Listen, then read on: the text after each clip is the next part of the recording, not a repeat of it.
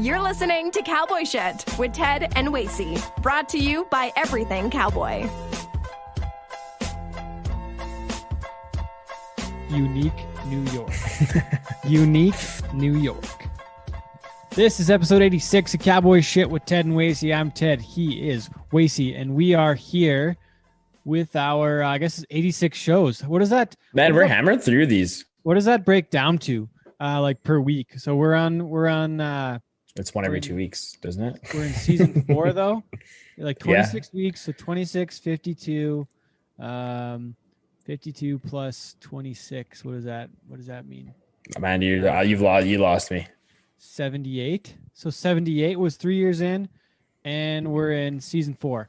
I think It makes me think of the meme with like Zach Galifianakis from The Hangover when he's trying to figure out how to count cards, like all like the formulas and stuff for counting up. That's what that reminds me of. That's what just happened with you. Yeah.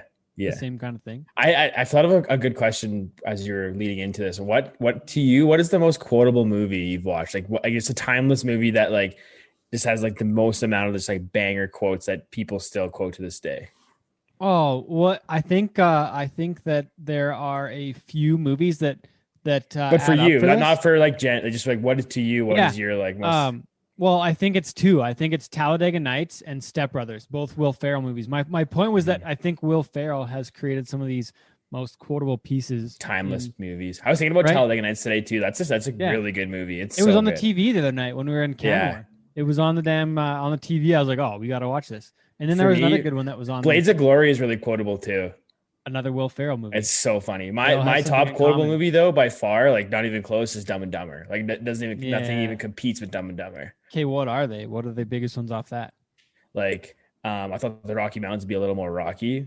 That John Denver is full of shit. You've had an extra pair of gloves this whole time. Okay, but which ones do you? We have no jobs. Our pets' heads are falling off. Oh dear. Which ones do you most? Which ones do you use the most though? That's probably those are probably. I would say for me. Okay, so I do use the Rocky Mountains to be a little more rocky one all the time, just because we're living where we live. It's a tee up. Yeah. What's another one from there? The IOUs are as good as money. That's one of my favorite quotes of all time. Like they're as good as money. I always say that all the time. That's a good one. Oh man. Another really good quotable movie is what the fuck? I just lost what it was. Well, another Will Ferrell movie. Another Will Ferrell movie is like super quotable. What is it? I'll think of it anyways.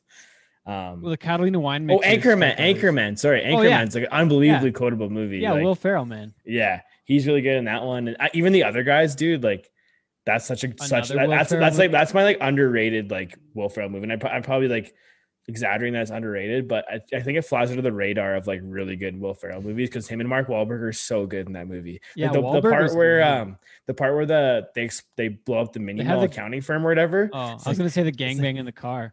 Or it's like when the death bar exploded and nothing happened. That was total bullshit.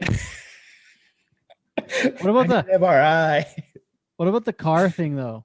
What is the story there? I forget about Dirty Mike and the Boys. When it's Dirty Mike and the Boys. They left the gangbang in the car. Left the note.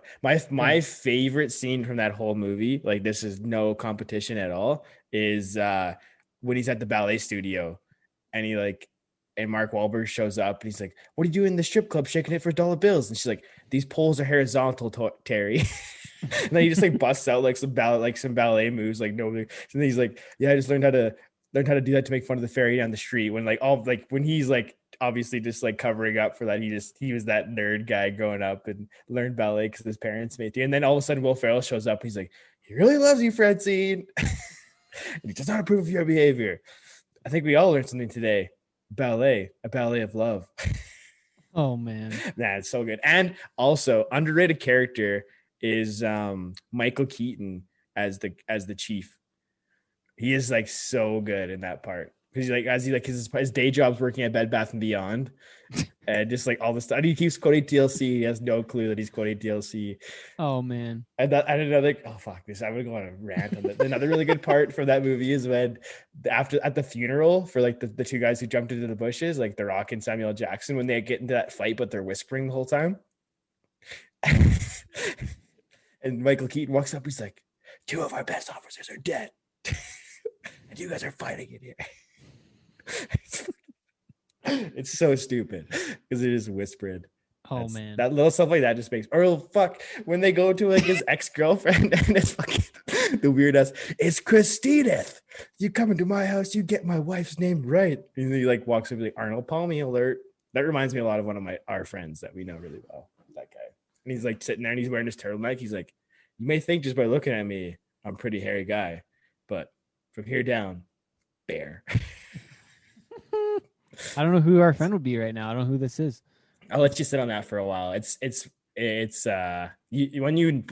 comes to you, yeah, we'll take this offline. That's one of the business terms that's being used. They're being thrown around pretty loosely right now, but anyways, it's funny. It's funny how much of those movies are all Will Ferrell movies, hey?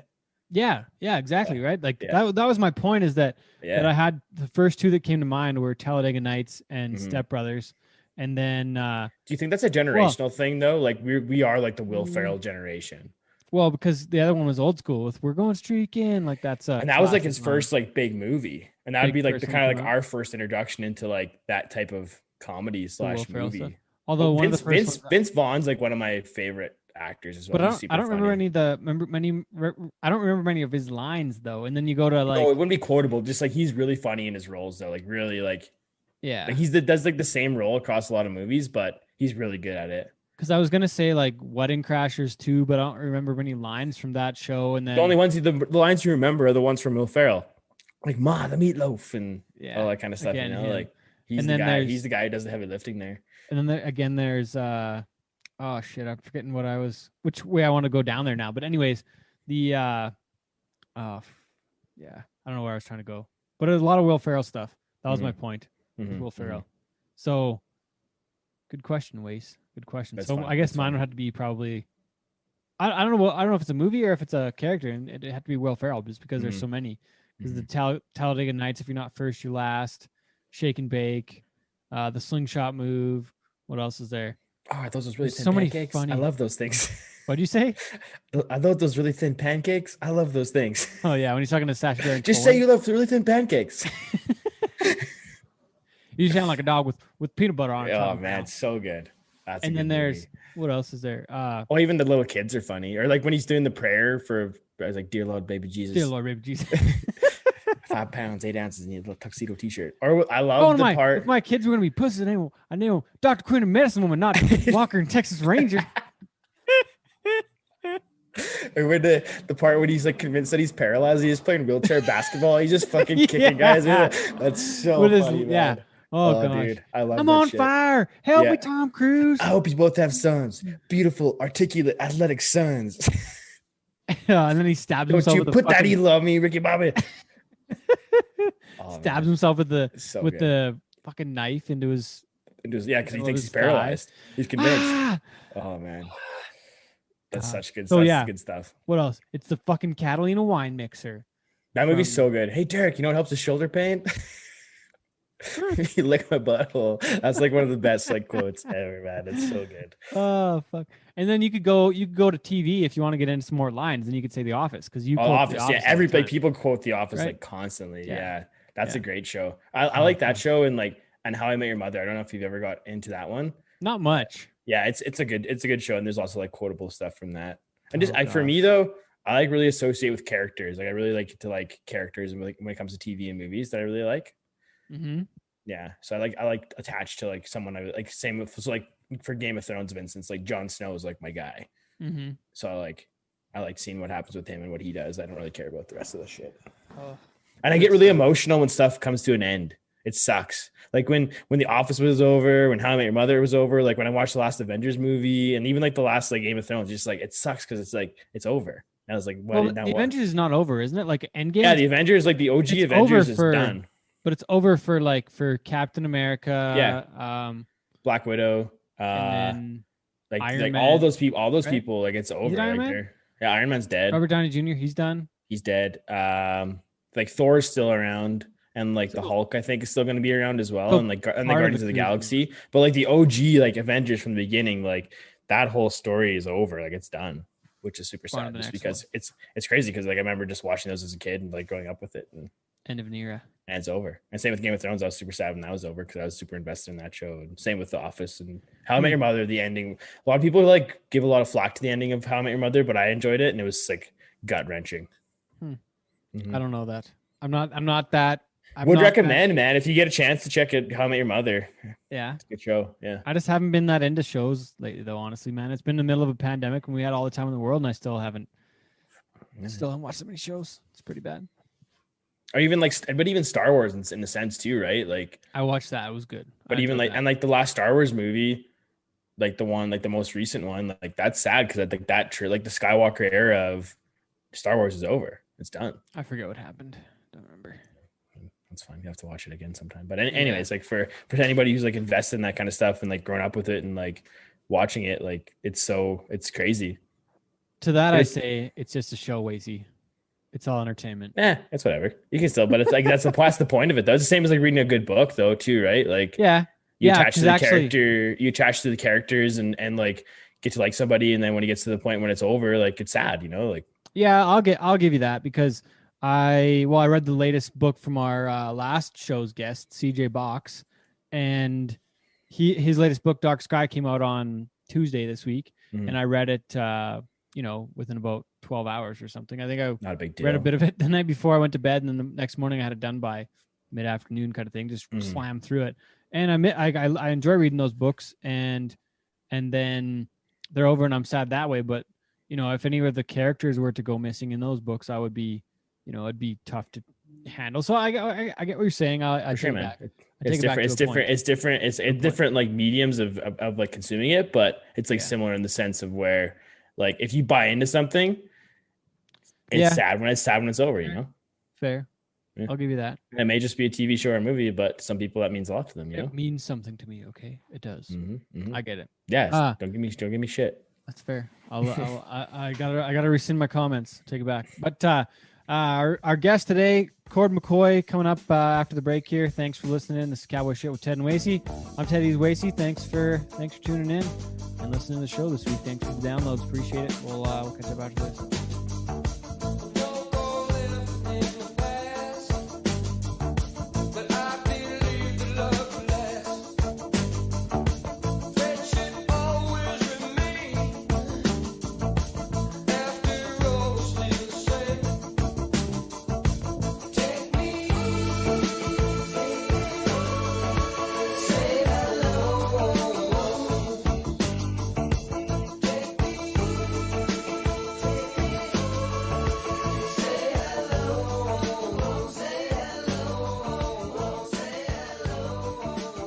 Six-time PBR World Finals qualifier and former three-event Cowboy, who also qualified for the Wrangler NFR in 2005. 3 times he would tour the globe on the amazing race with his brother Jet, finishing second on the 16th season. He's a proud father and stock contractor, sporting some of the top bulls in the PBR. Coming to us from Lane, Oklahoma, it's Cord McCoy. Heck yeah, man! What an honor, huh? Hey, thanks for the time, Cord. We talked a week or two ago probably about this and got it lined up pretty fast. So I appreciate you taking the time to visit with us. This has been a long time coming. I used to tell people that I used to work 8 seconds a day, and I don't even work that long anymore. So yeah, I got free time. That was always a joke, but people would always, you have time to sign an autograph? Like that was always our one-liner joke. Was like, seriously, I work 8 seconds. I've got some free time to do some I like that. That's awesome. What are you working on right now then, Cord? Tell us about the stock contracting business meeting you're at today. Yeah. So today I went and met with a committee down the road. So I guess the big news, we've never even announced it, but we are buying a PRCA rodeo card. So we're going to start producing PRCA rodeos. McCoy Rodeo would be the company that we're starting. So it's pretty neat stuff, to kind of get into the buck and horse business as well. And, we do have a lot of bulls stacked around here that need more jobs. But we kind of got into producing a lot of rodeos and stuff as well. Probably the biggest one that we did, an event we did called Western Days. It was a facility. We had actually 4 arenas going at the same time. We had ropings, junior rodeos, pro rodeos, trail rides, everything going on this whole Western day. It was an event that was a whole week long. So we've produced several events, but now we're kind of getting into the producing PRCA rodeos across, Oklahoma, North Texas, and hopefully, grow from there. What's the PRCA, probably getting your card, like on the stock contractor side? Is that quite a process getting your card, or is it pretty easy to make happen? I know up here it's a big job. It's definitely not easy. It seemed like for the last 2 years we have shopped around on that card. Yeah, we have shopped around on that card to try to buy somebody's card that is trying to get out of the business. Mm-hmm. And as much as you would think that there would be an opportunity or turnover now, we just couldn't find one that worked for us. So we almost had to go into a different avenue and to buy a new PRCA card, which kind of puts you under the microscope of, it costs a lot of money. And not only that, you have to produce so many rodeos of the first 3 years. They have to be new PRCA rodeos, which, hadn't had one for a long time. And you have to have, 50 head of bucking horses, 25 head of bucking bulls, and do a lot of things. And like I said, kind of be under the microscope of the PRCA looking at what you're doing. I mean, they even send people to your ranch to view your stock to make sure that you're a PRCA contractor. Oh, wow. So given the COVID landscape, how hard has it been to produce these new rodeos or find new places to have rodeos? Has that been a challenge or? In Oklahoma, I think it's opened up a lot of opportunities, because the PRCA, I don't know, 500 something rodeos before it's looking pretty easy to get more contestants. I mean, there's not as much competition. I know that's probably not the best way to look at it, but I think there is some opportunity knocking for, there's a lot of cowboys, pick-up man, rodeo clowns. There's a lot of people looking for jobs, and to be able to fill that void, to be able to come in and produce some rodeos. I think there's some opportunity in it as well. And I think where you might have had to add 20, 30,000 to events before, that you can get a lot better guys at a you hate to say bargain rate, but at smaller rodeos that couldn't get the top guys before. I think you've got some opportunity here this year, maybe next year, and maybe not long term, but for now, I think you can get a lot more guys because there's not as many options to go to right now. I don't even know if Canada's even producing rodeos right now. Nothing happening up here.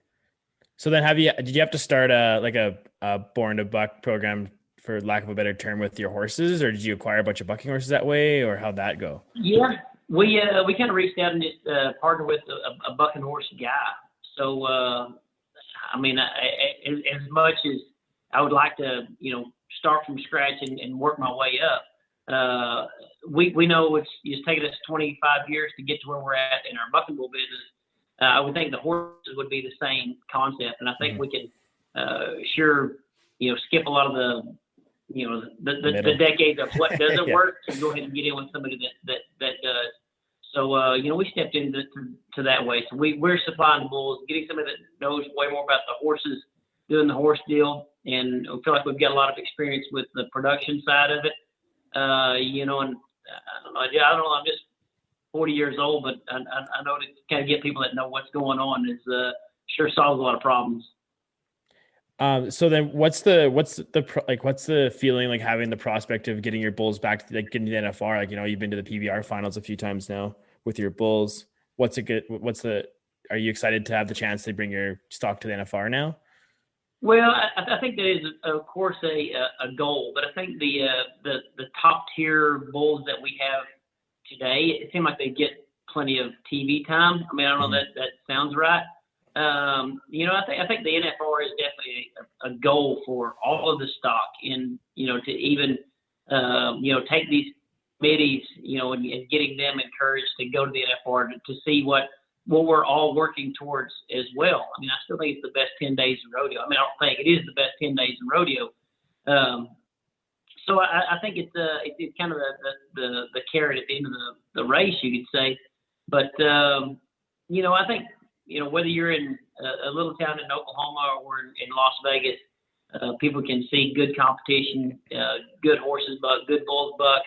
And I think we have to wait 3 years buying a new card. You can't take bucking stock to the finals for the first 3 years if you buy a new card. So the same generation or same group of bulls that we have today will be a whole new set by the time we're going to the NFR, I think. But yeah, I mean, I think that's some goals. You always want to have, Bucking Bull of the Year, or showcase your bulls at the Thomas and Mack or at Arlington, if that's where it goes again. It's an honor that they would pick your stock, and then you could showcase them against the best guys in the country. So yeah, I mean, it's a goal, but I think to go produce great rodeos wherever it may be, I think is where McCoy Rodeo wants to go. Do you think that given like your success as a competitor has given you a bit of a leg up as a producer and stock contractor? Yeah, I think everything that I've done my whole career, in a sense, is maybe what I am today. Whether it be, riding at junior rodeos or PRCA rodeos, college rodeos, PBR, college education, or even working in TV and entertainment. I think all of it kind of helps us make the complete package a little bit better. But again, I feel like I've been introduced or know people that are really good at what they do, whether it be TV, entertainment, radio, media, and then on the other hand, to know what a good bucking horse and a good bucking bull look like, and producing a good show. I think all of those aspects that we've lived through for 40 years is kind of what's made us what we are today. And I think it's so much more media driven stuff going on today. Even the little bitty towns that we're looking at doing PRCA rodeos in, when you add TV and you add the World Wide Web and what you can give, even corporate sponsors today, it's a whole new world out there. Even if there's only if there's only 2,000 people in the stand, the people that you can share our way of life with is huge. The exposure that you can get, you guys are proving that right now. How many people we can reach? I mean, if this thing goes online for the next 6 months, there's no how many millions of people are going to watch what we're doing right now. Yeah. Well, like something like the Cowboy channel is like such a big like door opener for like the smaller scale like contractors and rodeos, like giving access. I know like my dad has the Cowboy channel on constantly at home watching all these different rodeos. That must be a huge advantage for the smaller companies as well. Oh yeah, I think just like the PBRs, I feel like help push at least that top tier of bull value, and people always talk about the bucking bulls and the semen sales, and like you can always tell what's going to be popular at your next production sale because whatever Justin McBride and Craig Hummer and Ty Murray say about the stock is what's going to bring the most the next sale. Yeah. It's definitely a media driven, and I think it's going to affect the same with rodeo. I think the value of those horses and bulls and the rodeo ticket, I think the value is going to go up for what the Cowboy channel and the like do, and however much that we can share to the rest of the world. I mean, rodeo, I've done it my whole life, or bull riding, PRCA rodeo. I got a full ride scholarship to ride on the rodeo team. It's just been my whole life, but I'm still a huge rodeo fan. And the more that we can educate and share it with the rest of the world, I think it's a very addictive sport. The next thing you know, you know all the bucking horses' names and their offspring, and and the story behind it. And it's such an addictive sport and way of life. And I think the more we can share it with the rest of the world, I think we got a lot of room to grow, even globally. I mean, we sell some of the bucking bulls that they see on TV. We're selling embryos out of their mothers and these crosses from Canada, Mexico, Australia. Sold some semen to Costa Rica the other day. Oh wow! Eating bucking bulls. Talk to people online from Europe all the time. I've got a bull partner from London. I mean, it's crazy what we take for granted. Of like, I live southeast Oklahoma, and there's rodeos going on every week, but we still take for granted what we get to do. And I mean, there's people living vicariously through our way of life still. So what you're saying is McCoy Rodeo is going to head overseas to Europe and tap worldwide. that. Rodeo worldwide. Yeah, we might. Yeah, it definitely will not be the Amazing Race overseas anymore. So I don't know. I think we looked into doing was it Buffalo Bill Hickok, I guess, that did the entertainment shows, and where he took those shows around the world. I mean, we just kind of peeked into it, but we were talking about doing a show on RFDT about that. And I mean, the stuff that guy did. We actually went through the museum in Cody, Wyoming, and I would suggest if you're ever there, go to the rodeo, but go to this museum to see, I guess how small rodeo feels, and how little exposure that we're giving, where cowboys and Indians and the way of life came from. I mean, the Wild West shows that he was producing, way before us were amazing. I mean, the things that they did. So, I think rodeo going around the world again is, I'm sure people have tried it for several times, but now with media, I think we can give them a better idea of what they're going to see and what they're going to do at the event. Not just surprise them with things they've never seen before. Well, and there is interest over there. Like I was at Gary LeFew's a few years ago, and there was a guy from Belgium and a guy from like Norway there and Switzerland wanting to learn how to ride bulls, and they had like small time rodeos over there. So I think there definitely is like opportunity over there to bring like a really good product to the people, and they could really buy into it. There's a lot of like allure and like romanticize around like the cowboy lifestyle in Europe, I feel like.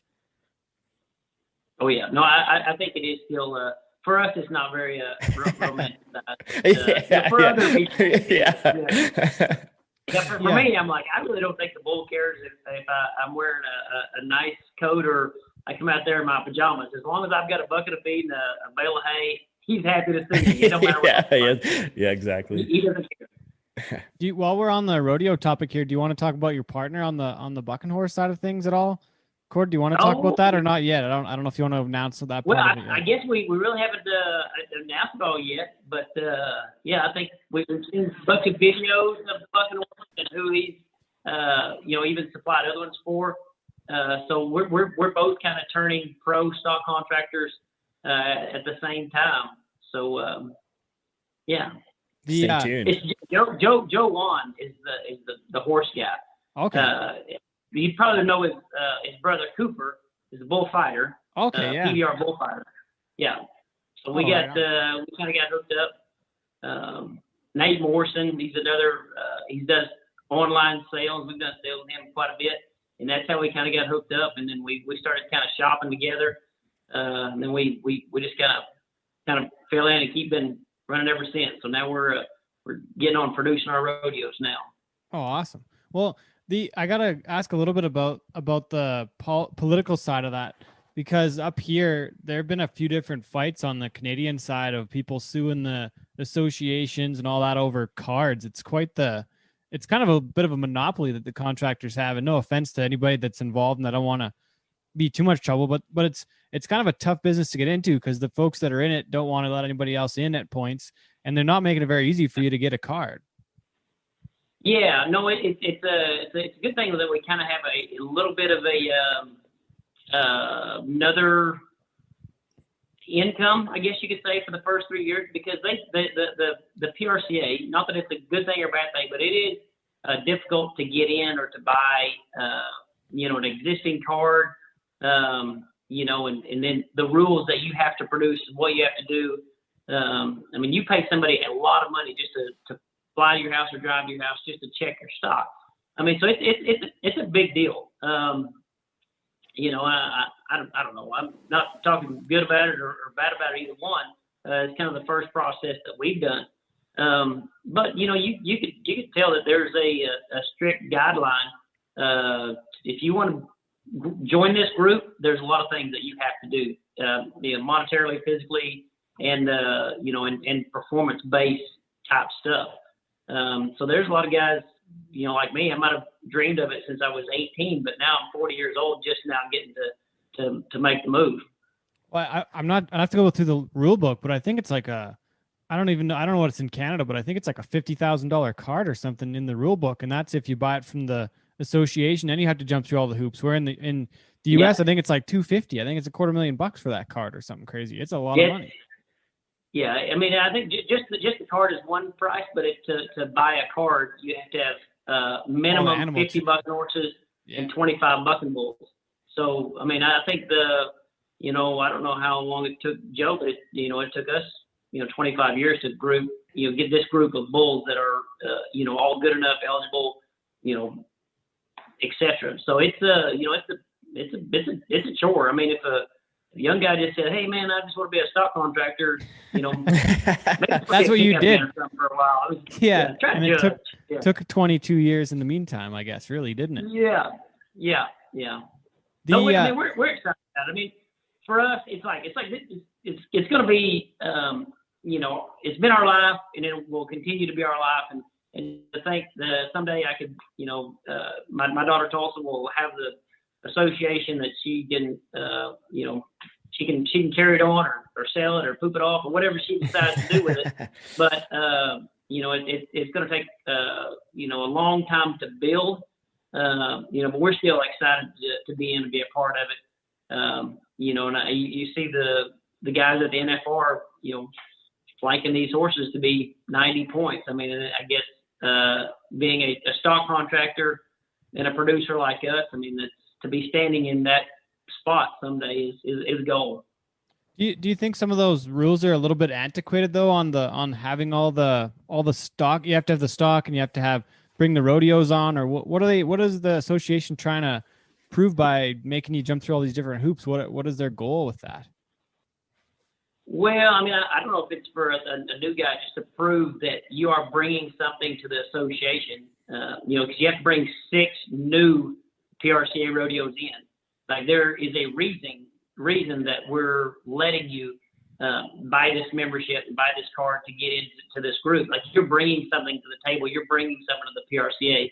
So, I mean, you kind of understand a little bit of that, but, you can't just really jump in the PRCA and then, underbid the guys that have already been there. I mean, you can't really go for stuff that's that they're already having rodeos there. It all has to be, you have to bring new stuff to the table. So you kind of understand it a little bit, I guess. I'm sure when I'm on the other side after 3 years, I'm like, yeah, don't let anybody else. Well, because you like going the other way with the PBR, you can buy a contractor card in the PBR. If you have a bull, you can bring them if they're good enough. It's kind of a completely different system, right? If you got a 24 point bull with a video of bucking at the house in your backyard, you can go to the PBR. There's no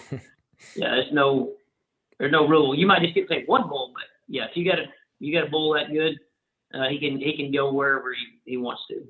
But that doesn't that promote competition and that promotes the people to put more into it and bring better stock. That side of it too, right? If anybody can go, you have a lot more opportunity for investment. You have all the partners. You have partners in all around the world. Where on the rodeo side of things, you can do that to a point, but I guess it's a totally different game.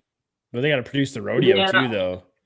Like they're not producing the PBR events, bringing your bull. You're just bringing your bull. Essentially, but some of those rodeos, because a lot of the contractors don't produce all the biggest rodeos. Like you'll get hired to go to Cheyenne, and you're not going to go produce Cheyenne. There will be it's a bit of a different story, Wace. That's what I'm trying to get at, I guess. Yeah, I think a lot of the rodeos. I mean, I say that, and I'm just working on doing my first one. Are committee based, and then they just pay the contractor X amount of dollars to come do it. Like you said, where they have a whole committee for Cheyenne, and I'm sure they have a stock manager that here they're allotted this much money. You pay all the guys to buck your stock.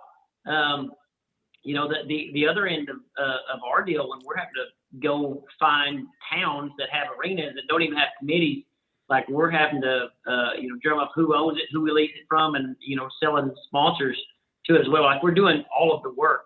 Yeah. But the other end, the TV, the PBR really pushes out there.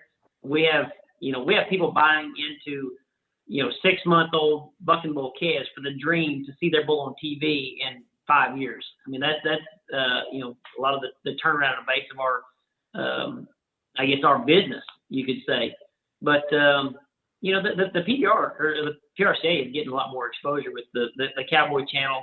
And then again, the NFR, things like that. I think there's something to put out there to sell them in that sense as well. It might not be at our little bitty local rodeo that we're talking about, unless we bring it to them like we mentioned about going a World Wide Web or, doing some naming on bulls or something like that, that they can kind of get something out of riding along with that. We've got to talk about the bull of your dad's. It goes back to everything goes back to Bell's Blue, right? That's where some of the contracting business came from, right? Because your dad's in the bull business too, and that let's talk about that. Yeah. Yeah, I think so. When I was 6 years old, my dad gave me my first cow. Like in 1986 was my first cow, and I feel like I've raised bucking bulls ever since then. When I was in high school, like my FFA program was the bucking bull business. I would keep track of all the cows and the calves, and we used to actually sell our bull calves straight off the cows to Dylan and HD Page, or a couple crops of them. Oh, cool. Wow. Yeah. So, I mean, that kind of been our practice bulls / income, several times. My older brother, Justin, he was a stock contractor and worked for another guy named Larry Kephart that raised, he bought a bunch of Charlie Plummer's stock, which a lot of the little spotted bulls here in southern Oklahoma, they call them plumbers. So we got to lease a bunch of those original plumber bulls to breed our cows, and it's a lot of our foundation and basis is into that. Little did I know, after college, we would start kind of training the bulls a little bit more. And then the day that I retired riding bulls was because the bulls were winning enough to kind of make a living, and I couldn't ride a stick horse. So it was a pretty easy switch. The day I think I was at J.W. Hart's bull riding, and I fell off a little old spinner. I was dragging my bag back to the truck. The guy chased me down and said, "Hey, you want this check?" And I was like, "What are you talking about?" He said, "Your bull won $4,500. And I'm like, "Why in the world am I getting on these things?" It was that easy. I had a good set of classic bulls and a good set of futurity bulls that one particular year. It made a really easy, sweet retirement. Huh. Well, so talk about some of the success you've had on the bull side of things now since retiring on the bull ride. And we'll go back to the bull riding side in a bit, but talk about the current situation on the bulls. Well, it's been good. It's been a pretty good run. I guess riding solo is probably the most popular bull that we've got going right now. He was actually a 2-year-old world champion, a 4-year-old reserve world champion. At Fort Worth in January, he just crossed $300,000 in lifetime earnings. Wow. We're bucking his first set of calves. I got 3 2-year-olds out of riding solo that we're bucking. And I've got all 3 of them entered in Abilene, Texas next weekend. And I think he's just an amazing producer. I think he's really going to start hitting the scene now is what he can do, with the cows. He goes to Fort Worth. He's in the short round again this weekend in Fort Worth. And, he never ceases to do amazing. He loves what he does. My father-in-law was partners on this bull. And this last sale, he decided that he was going to sell his half in the bull, and he sold his half in riding solo for $125,500. Wow. So, yeah, at that time, we almost wanted to make an announcement like, "Oh, I think I'm going to sell my half too." But we're sticking in for the long haul. We think he's going to be an amazing producer, and just like Bell's Blue, my dad owned. I feel like affected his ranch for 10 years or longer. And then more. Riding solo is also is going to be one of those highlights of the ranch for a long time. Even if we did a little bit of semen sales and his offspring are big success, I think he could affect our ranch for a long time. Did you ever imagine when you were younger, like when you first started the bucket bull thing, that these amounts of money would be exchanged for like portions of ownership in a bull? Like that's pretty remarkable. Like even from when I was a kid, like you'd never even think of that. Yeah, it's crazy. And to think the other end of it of, man, after I quit riding bulls, of like, you know, the check that you get or you could win in Las Vegas, of like, I'll never have this again. And like 2 years later, I win more in 1 year with the bucket bull than I did my whole career in Vegas, you know, trying to you just question your whole career at that point. Yeah, I know. No, it's huge. And I think, I think it's mostly fun for a lot of people that maybe like to gamble a little bit. For guys like me, it's just our profession. You know, we do it every day. We train them the best we can and showcase them where we are. There's others that, you know, I'm emailing a guy back and forth about a bull that's going to Fort Worth, and this is the first time his bull's going to be on TV, and like he's so nervous because he's got Hank and Pacheco draw this weekend. I'm like, well, you know, you really don't have to get on the bull, but you know, he's scared and nervous. This calf that he's worked all the way up, you know, finally gets his TV time this weekend. So it's exciting for the customers and the partners and owners, and then to be able to have bulls like Riding Solo that, you know, wins $300,000, and you know, it makes everybody, makes some investors money and makes a lot of people money. What's the training process like in a bull like Riding Solo? Like a lot of people don't know how much time and effort goes into like making these bulls like the top athletes that they are. Yeah, so Riding Solo just I don't know if a lot of people do roping horses, but like he's a little bit hot in the box, you could say.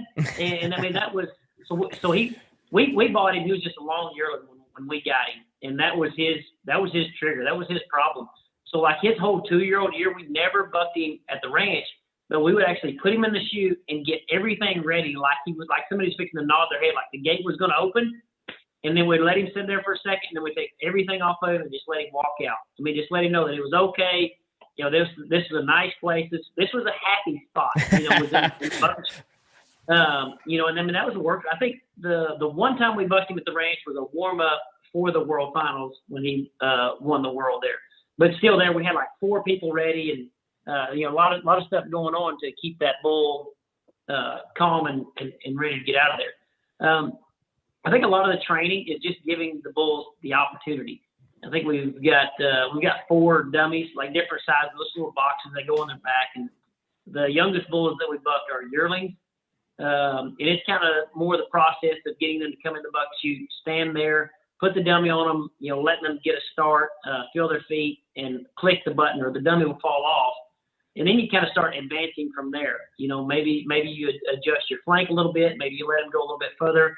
If that bull jumps out there 4 jumps and turns left, you know, I might click the dummy off of him to reward him for the turn. Well, the next time I buck him, you know, he's 2 and turns, I click it off of him. It's kind of like rewarding a dog for rather than fetching a stick. I mean, they're like, oh, that fast turn that I did worked really good.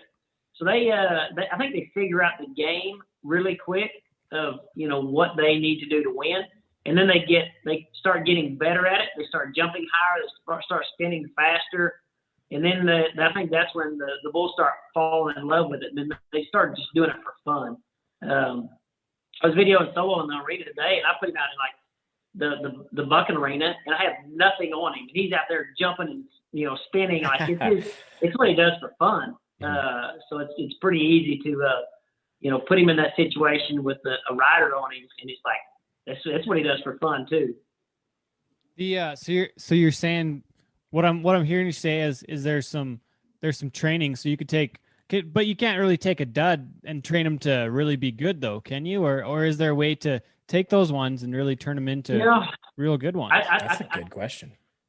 I think they've got to want to do it. I think people get so confused on that there's something you do to make them buck, and there is nothing you can do to make them buck. If they don't want to buck, they're just beef.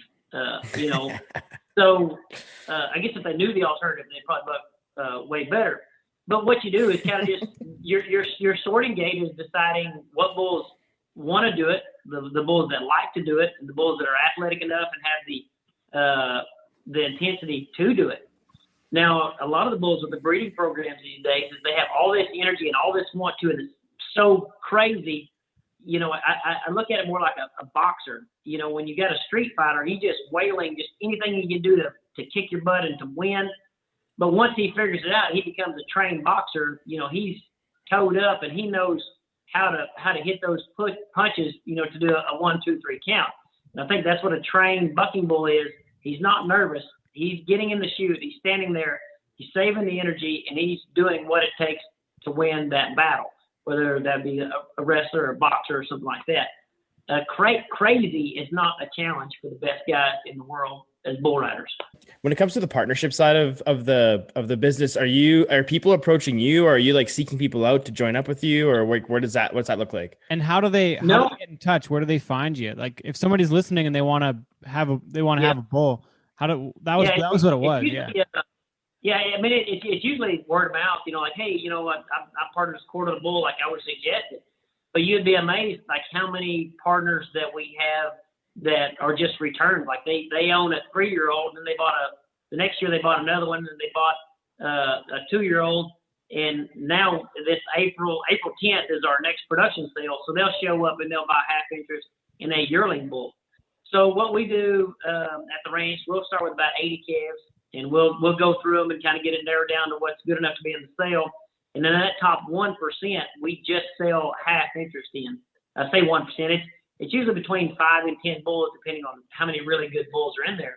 And we'll sell half interest in the bulls that we want to keep, that we want to invest in, that we want half their winnings for the next, 3, 4, 5 years. The next Riding Solo or Mr. Majestic, like, we want them to stay here. We want McCoy Ranch to be on their name and their offspring, their winnings, etc. So we just sell half interest in our best ones, and I think definitely keeps people coming back for more. I have seen other contractors, I think, where they mess up is they'll have 4 bulls and they'll sell half interest in their worst 2 and keep 100% of the best ones. And we don't do that. We kind of just offer them all. And when you see our stock contractor list at the PBR, like, every bull has Cord McCoy and either 1 or 3 other names on there of people that have bought in. And there was one that it got so many names on there. I finally told them that they had to, like, just do letters or something like that, or get a group name. So Big Sky Bulls and Pioneer Bulls and the HR, they're like, it's a group of people. I think Big Sky Bulls is actually 5 women that own that bull. So. Have you had any amazing race fans buy some equity in your bulls or interest, I guess? You know what? I'm sure all of them had seen the amazing race at one time. Yeah. If not, they went back and watched it. After, Okay, so I was doing some research here, and so we can go. I guess we could go all the way back to the very start of it. But one thing really jumped out at me: Oklahoma City, 2005. Do I need to say anything else? 2005. Yeah, you were 90. You were the Extreme Bulls. 95. 95 and 93 in the same night, and then you won 3rd or 4th. What the heck? Well, I think it was a 3-head match, and I think actually my 3rd bull I got a reride on. My 4th bull bucked me off, and Matt Austin beat me that night. So, but still, I think the 95 was my highest mark ride ever. So.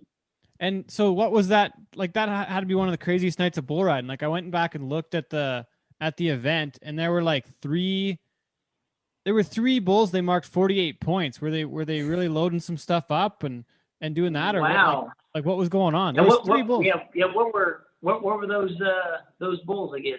Blackberry Wine, War Dance, which we know is a really rank one. Scaredy Cat was 47. Lucky Strike 47. Looked like a heck of a night of bull riding. But why did they? Yeah. Was it a 2-day event Lucky Strike might have been able to get there. I think it was when the Extreme Bulls started up there. I don't know what year it originally started up. I know that was one of the first years that I went to an Extreme Bulls event. So. Okay, I thought it was crazy. I don't know if I'd seen anybody before to be 188 on two bulls before. Yeah, pretty wild. Yeah. That's one of those, like, my 4th bull, you just stay on, even if you got a drag underneath him and you're wet first. Day money drag. Thanks for bringing that up, Ted. Appreciate it. Well, I hope you at least won a little bit out of there, Cord. Jeez. No, surely. I think it was Western Hauler might have bucked me off. Yeah, that's right. Yeah. That was the fourth my re-ride bull. And then there was he was just a little cute plumber. And then because Super Cool was there too. But yeah, Western Holler, it says it was in the final round. But you got on 3 bulls that night. They marked 46.5, 46, and 45.5. It seems like a lot of some pretty crazy high bull power there. Even Matt Austin was 270 on 3. He averaged 90 points a ride that night. It was, I don't know, it stood out. I had to ask you about it. Then it was 2005. Matt Austin won the world, and as far as like rodeoing up and down the trail, 365 days, and that guy had the hottest year. I mean, I've never rode against Sage Kimsey. I've rode against McBride and Shivers and Adriano, but Matt Austin that year rodeoing was pretty amazing to just to watch him do what he does. He was at least that year he was one of the best I've ever rode against. He made the finals 3 years, which it doesn't seem like long enough because he rode so well. Like he just dominated those couple of years. He won like 300,000 in the season. He won the world by like $100,000, I think. It was nuts. Yeah. That year there, it seemed I didn't ride against Adrian on his early years when he rode 10 in a row, but it was that spot on. Like they just could not throw him off. And it's not like he would pick and choose, left or right, or not get on X amount of bulls. Like he just dominated them all. Talking about some really ranked bulls, what about the World Finals in 2011? You got on a couple pretty ranked ones that week too. Is that when they had the draft thing? I think that might be the draft. You had the worst idea ever. You had asked the worst idea. They marked Bushback like 48.5. Here's what happened. So we go into the World Finals. They take 40 guys, whatever. So they draft the first round, but they go in backwards order. I come in like 35th, whatever that is. And then I think they had just changed it so they paid 4 holes. And they drafted every round and paid 4 holes. And it was kind of like that. I got like 30th pick, and I just picked the rankest bull that I could find. I think I got on every kind of hot stuff, Showtime. Like I don't remember like a nice bull that I got on all week. I think on the good round I rode a bull for like 87 points and finished like 21st in the round. I mean, man. Yeah, that was a rough year. You're like, where's the show up chicks at? That's all I'm gonna get. Be sure to write my name on my jacket. What about some highlights on the bull riding side of things? So what stands out for you now on the bull riding side of things now that you're in the contractor side? Yeah, I think the first time I was 90 points, I was in Canada. I went to St. Pete, Quebec, Canada. Yeah. I might have been 17, 18 years old. I don't remember Chaussee or something. I can't remember the guy's name. Wayne Chaussee. Wayne Chaussee. Yeah, that's right.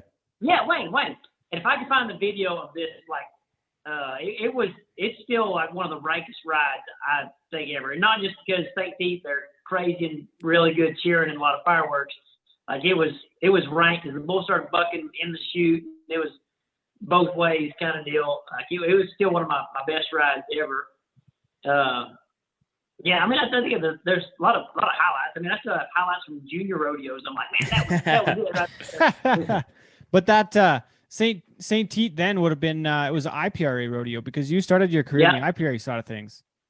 Yeah, well, you don't even have to be 18 to ride in the IPRA. So I think when I was 15 or 16, I went to the IFR, went to the bucking stock sale, and I'm like, man, I'm going to ride in that bucking stock sale next year.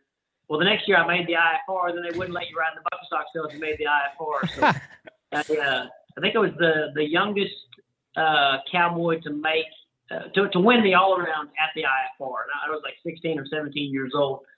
I won a bull riding world title, won a couple of bronc riding world titles, and 2 all around world titles in the IPRA. I think one year I won 111,000 in the IPRA. Wow! And you were you even 18? Yeah, I was then, because even like through college, I did a lot of IPRA rodeos. I think I got out of college fall of 2004, and then I got hurt real bad. And, so I mean, I really didn't go full time pro till after that. Till 2005. 2005 was the first year. That 100,000 would have paid for your college. Yeah. Let's talk about the wreck in 2004 and coming back from that. I got a haircut there. You probably see my star on there.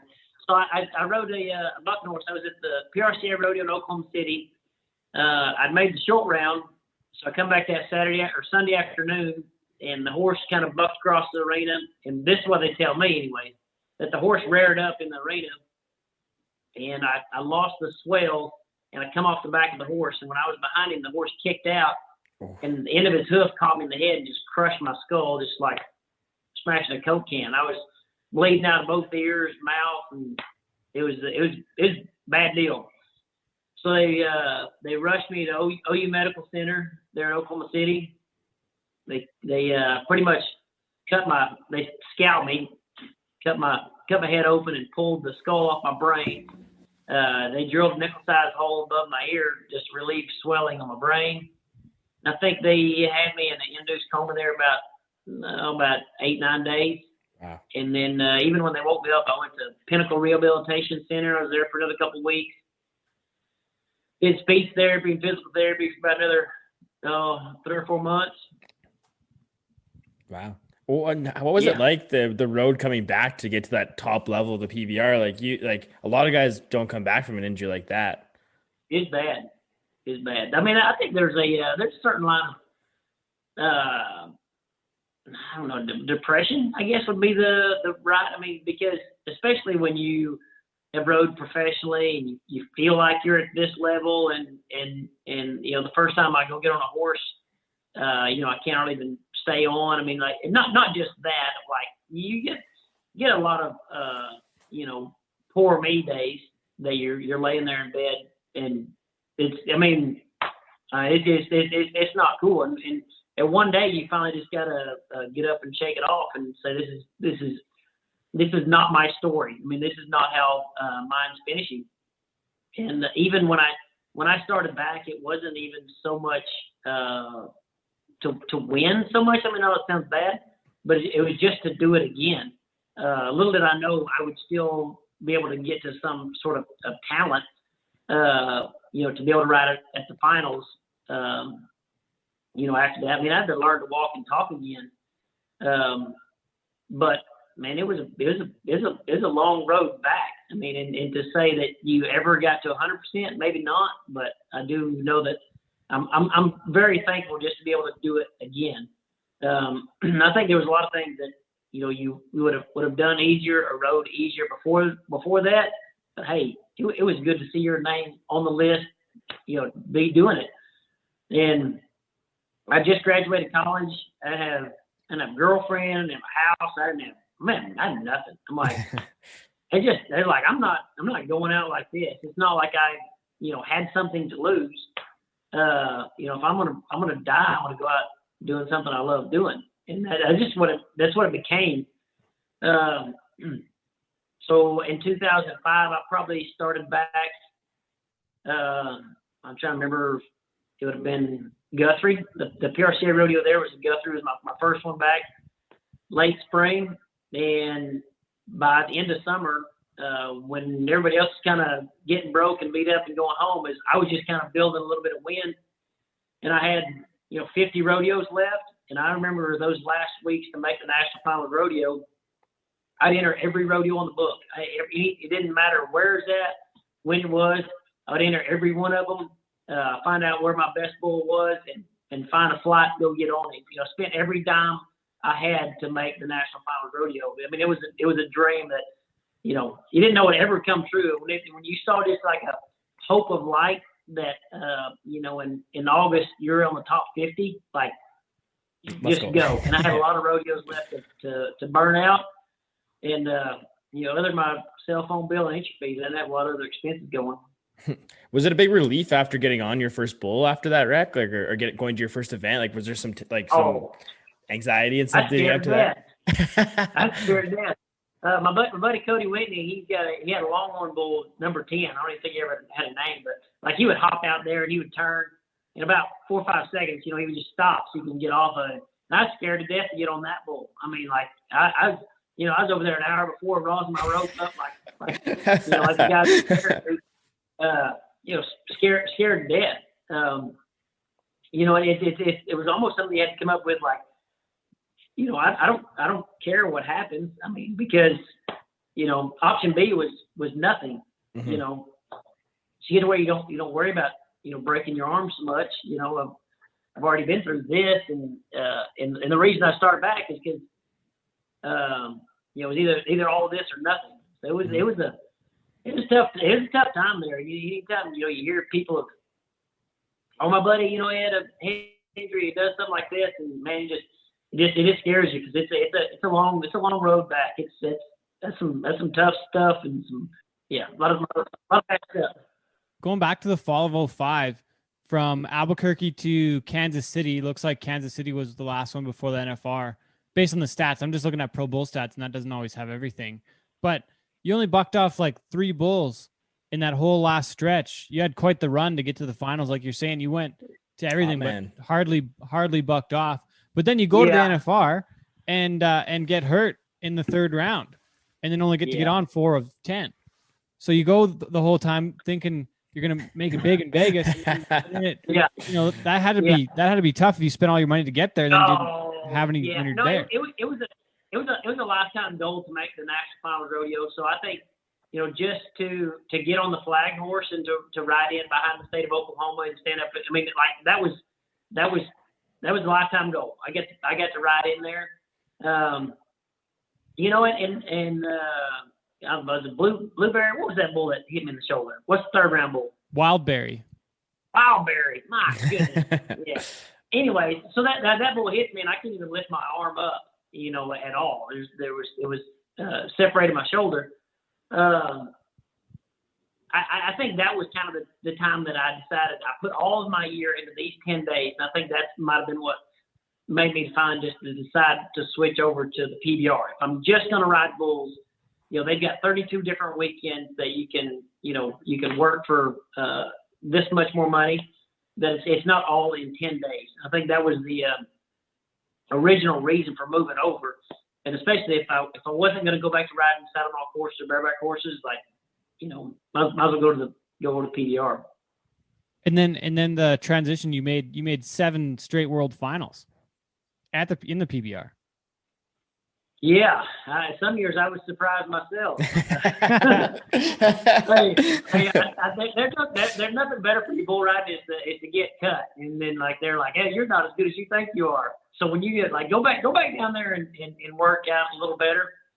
And there were some times later in my career that I really did not feel that it was fair for the younger up and coming young riders, because I'd kind of already been to the top. I knew what it took. I had some sponsors behind me. I wasn't, in bad money shape. And I would show up to the events and I would be entered 3 times, and I just flew in, and it's like this other guy's got, his last $85 entered. I entered 3 times. I'll be here 2 nights, and I was like, man, that's tough. I can't even believe they're letting me do this. So I would have that many more opportunities to get back on tour than the young guy. It's you had to do it. I mean, they let you try it, so you had to do it. Other people maybe don't want to get on 3 bulls. I will say I got on the bull of Chad Berger's called Big Guns one time. He was terrible. I mean, he wrecked me out. It was bad.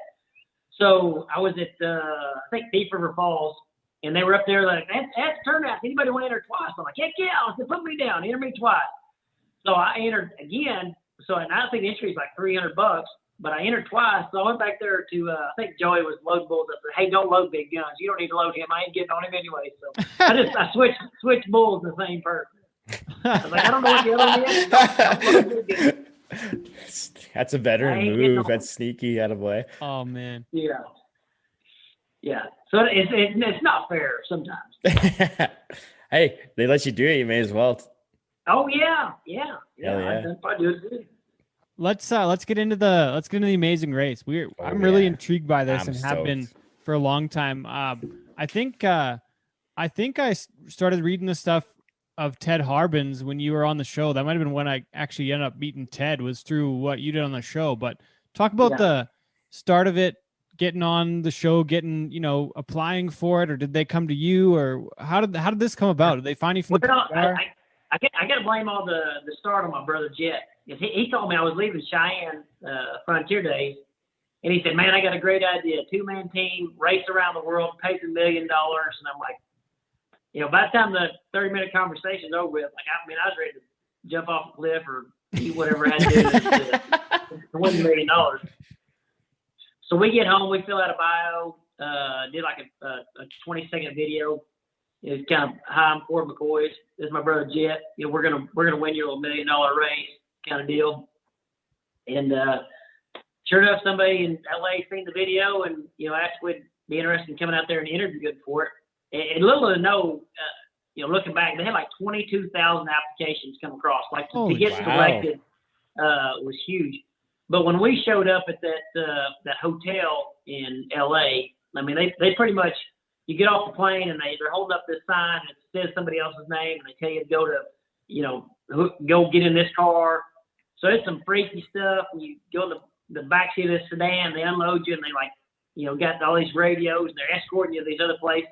But then you start seeing all these other teams of two. Like there's 2 blondes, there's 2 bodybuilders, there's 2 bikers, there's 2, people wearing really shorts, and what like me and Jet, like we don't think we're matching at all because my hat's white and his hat's black. We're like they're not gonna know we're a team here. But it was funny just to see all the other people that were there applying for the race, and then they called us up and said, "You guys are in. Send us your passport and get packed up." And I think we left first time about 15th of November.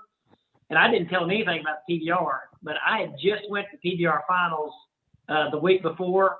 So if you don't think those first 3 countries that I ran through, I was the bow-legged cowboy. My groins were still a little pretty stiff. bad sore from the World Finals. No way. I was hobbling all the way through there. I found it here. So you go to the World Finals, and did you only get on one bull that year in 2010? Because then you're off until January of 2011. That's when you guys would have filmed? That's the couple months there, right? But it looks like you only got on one bull in 10, or maybe that's records. Yeah, it'd have been 10. We filmed it in the fall of 10. Yeah, that was the first season. Yeah, because it would have aired in spring of 11. Yeah. So tell us about the race. You go to those. They take your passport, and they've got to take it and get all the. They have to all the visas. Yeah.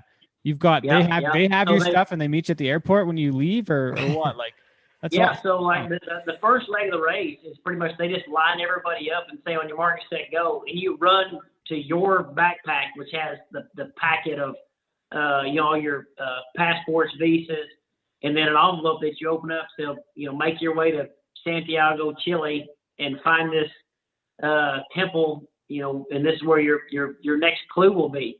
So like you started a dead run, and then there's a whole other list of like ways you have to even get to the airport. It has to be like public transit, with either a train or subway or something like that.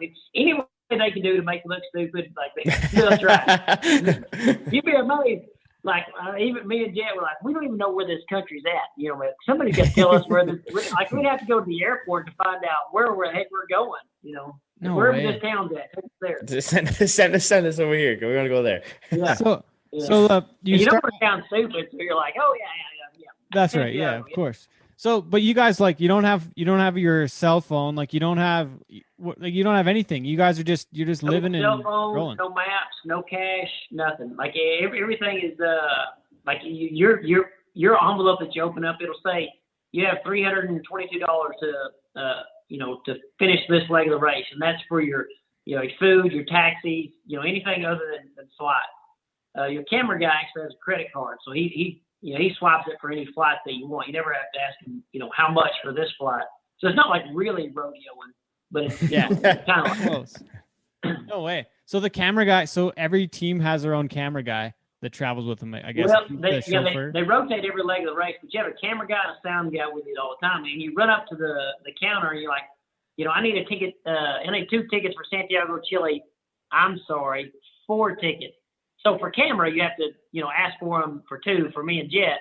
But really, if they don't have 4 seats to where your crew can go, you can't go. Yeah. Oh, that's interesting. And then they even practice ways that, like, you you open the door and both of you jump in and say take off, and they drive 10 feet. You're like, whoa. And you got to get your camera guy back in, your sound guy in there. I mean, all the teams have to do it. It's just, TV magic. Yeah. How much of that was there? Was there like a bunch of training before you left about how you had to handle the camera guys and how you had to deal with them and what they could do? You figure it out real quick, but the camera guys are kind of producing their own show as you're going. I mean, so they might even be taking notes, or like, if you really screwed up here, they're like, that's going to be on the show, Really? Yeah, I mean, they're kind of videoing and like, hey, you can't do that, and they're like, they'll direct you to, this is what you're doing, and they never really, I would say, interrupt the race, but they'll keep you updated on the rules if you can't do something, Really? Wow. What was the intensity like in like the seasons when you guys finished like high in the placings? Like, did it get more and more like the competition of it? Like, was it pretty intense towards the end? Yeah, it seemed like it's intense the whole way because they're always eliminating teams, and you never really feel like you know where anybody else is at, which they might be one block over, but you never know. Like, you get to the mat, and they're like, you are team number 1. And you're like, what? How in the world did we win this? Like, we've been lost all day long, It's strenuous the whole time. The weird thing about the race that we lost by about 8 minutes that cost us $1 million. Like, the last leg of the race seemed like the easiest leg of the whole race, meaning we're in San Francisco, we're in America, we can read the signs, we get where we want, we tell them. So it almost like, we got behind the other team and we just like stair-stepped our way to the finish line. Like, there was not that there was not a challenge, but not compared to where we had been, the last 28 days before that. So for finishing second, you guys you got a couple of the daily like the challenge prizes, but they win $1 million and you guys don't get nothing. They said, good job, Cowboy. Good job. No way. That's rodeo. Do you think, was it had to be worth it to go and do it though? Like, even if you didn't win, it had to be worthwhile, right? Oh, I'd drop everything and go again tomorrow. It was experience of a lifetime. I mean, the things that you get to see and do, and even the places that even tourists can't go, and like the bottom of wine cellars and scuba diving and boats that that CBS or the Amazing Race production lines up. It's a real vacation of a lifetime. And I think the biggest thing you do get is there about half the countries that you run through, you realize real quick how blessed we are for where we live and what we do. And you hate to be that way. Anybody that even whines about North America, like, there's some bad places out there that people just don't have opportunities. So we're pretty blessed. We're pretty spoiled, actually. So to show back up home at the house and say, oh, we didn't win $1 million, we're like, well, I got lights and and we got hot water, and indoor plumbing, etc. Oh yeah. So did it get easier over the second and third time? Did the process get easy? We thought so. We thought the second time, it's going to be a breeze. We know everything. No, it's like life. It has just because I lived yesterday, I don't know. I know the challenge today. It has its own challenges, and you still don't know where you're going. I mean, you may be less stressed about it because you're like, well, I was lost 36 times the last time we raced. It's not a surprise to be lost again. There might be some things that you would do better, but it's not that you got all this figured out. It's like I got on practice board last week. I got this. I know how to do it now. What was the process like then when you're on planes, and are you like, you're sleep deprived and you're hungry and tired, and is it like that, or do they must put you up in nice places everywhere you go? Like, some of it's got to be pretty good, or what's it like?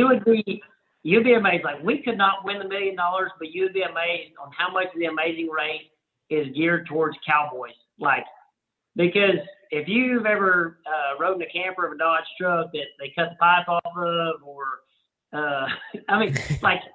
we can sleep on a plane or a bus, and there's some people out there that cannot. sleep on a plane. And about day 5, when they've either been on a bus or a train or something, and they've got no sleep, it starts showing up on the camera of they haven't had no sleep and they can't eat. They don't have a frappe, lupe, whatever you call them, fruity drinks. You know what I mean? Way. So I think, it is rough and they put you in a bad spot, but it's just like the 4th of July, I guess, rodeo, and it just don't hurt near as bad. But so is it like a month long 4th of July though, or like 2 months long? It's quite a process. Yeah, it's about 30, usually between 30 and 35 days is what it would take us to get around the world and back. And you would literally do like a 40,000 kilometer trip. You're going all the way around. Yeah. The whole way. All the way around the globe. I think that's still to this day, like the most confusing thing is the international date line when you change days. And then it starts messing with your mind. It's like, did I just lose a day in life, or did I gain one? That the other, like it still like kind of gets you just a little bit. Damn. Like time change, I can do. They start doing the day change when I'm one more day ahead of you. With the sun thing going. So. So what was some of the wildest stuff that happened on the trip though? Like what was not on cameras that people might not have seen? It was a decade ago now already, but since your first trip, but like. You get to see, the show is a highlight reel. I mean, yeah, really. I mean, if you really screw up or you really do good, it makes the show. And so much more of the show is like rodeoing because you got to watch my 8-second ride at Cheyenne, but you didn't see the other 23 hours I was in a truck or in a camper or in a McDonald's eating. So there's a lot of time that you're just sitting there with no cell phone, with no map, looking at each other, talking about people walking by. No way. What were some of your favorite places you got to go over the 3 times? Other than the United States of America, I don't know. There was some really pretty ones and cool ones. Oh shoot, I like Spain. I think this is where we got eliminated last, and man, we got stuck there because when we got eliminated, we had to stay there like 3 or 4 more days while they went to Brazil, and then we flew back in to the United States. I think the funniest thing, the second time that we did the Amazing Race, the finals, we started in November, and we got eliminated. I think with Switzerland, we got eliminated in Switzerland. Then we flew back into Las Vegas for the final, because everybody shows up at the finish line, everybody claps them in. But the one thing, when we flew into Las Vegas, the National Finals Rodeo was going on. And that is the one place that I don't even think we got noticed. I'm like, we're just running through there with cowboy hats. Like, there's like 5,000 cowboy hats. What? You're not special here. And we thought that was the funniest thing. If we wouldn't have already got eliminated, from the race, that'd have been really, really fun. Run into Vegas during the NFR to win $1 million. That'd have been pretty wild. Yeah, that's wild. Yeah. Dang. Was there ever any tension between you and Jet? You guys ever butt heads throughout the process at all? How many brother fights were there? Yeah, luckily, a lot of the stuff we felt like that we had already got it worked out before we got there. Because they're like, "Oh, you and Jet never fought." I'm like, "All right, yeah." That's what you see on TV. But I think we know each other well enough that I think Jet knows where my line is, and vice versa. And even if it's the slightest eye squint or something, like Jet's tick, just don't do it. So. No, we're brothers. Yeah, we don't make a big TV show out of the soap opera. We're fixing to fight, but we've done it. What you guys do in all the passing time? Was it just people watching for the most part, or was it? Oh no, we lost them. Oh, we lost them. Phone might have died. Minutes. Out of minutes. Okay, we're back. So Amazing Race. What else do we need to mention there? I'm just thinking.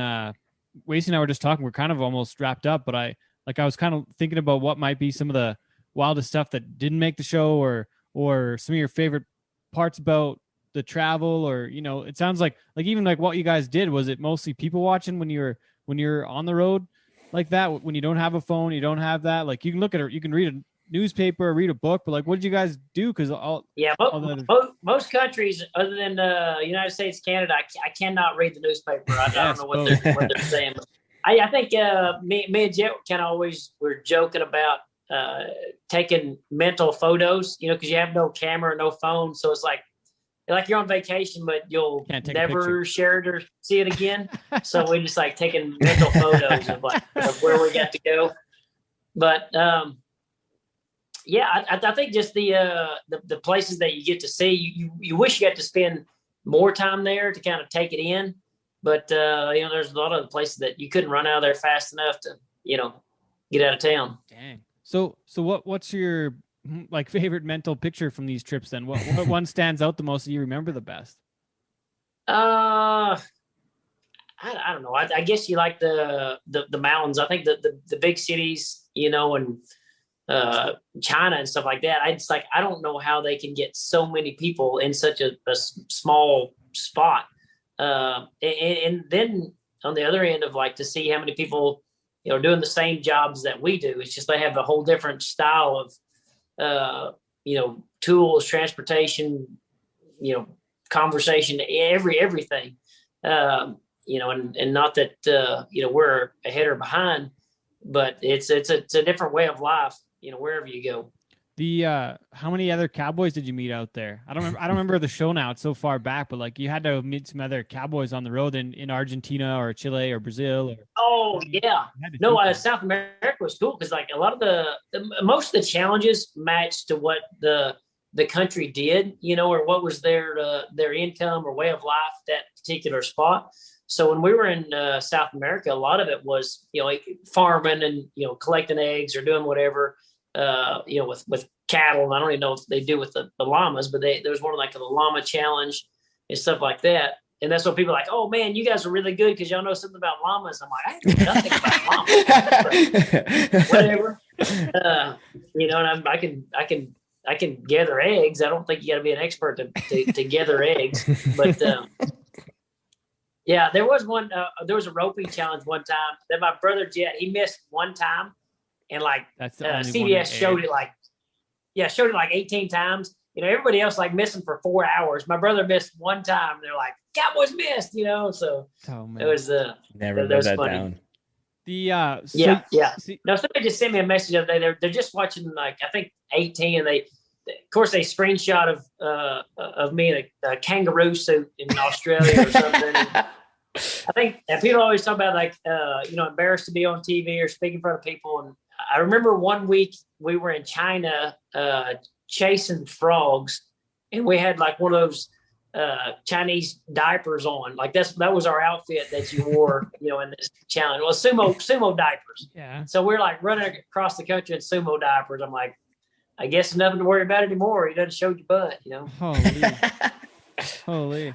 Do you think that experience is kind of helped with your rodeo company in a sense? It's kind of opened you up to what's out there and kind of the opportunities that kind of are there for rodeo and the people that different audiences we can reach with it?